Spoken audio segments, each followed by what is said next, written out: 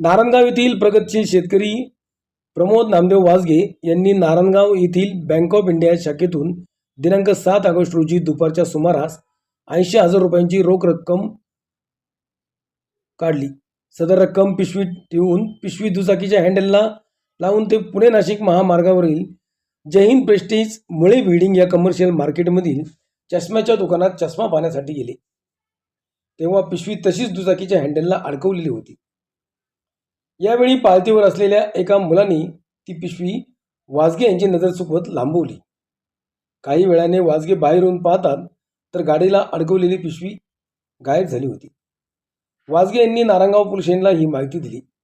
माहिती मिळताच नारायणगाव पोलीस स्टेशनचे सहाय्यक पोलीस निरीक्षक प्रवीण सपांगे यांच्या मार्गदर्शनाखाली पोलिसांनी घटनास्थळी दाखल झाले. पोलिसांनी सीसीटीव्ही फुटेज मिळवले. चोरीचा हा प्रकार सीसीटीव्ही फुटेजमध्ये कैद झाला आहे, ते पाहूयात.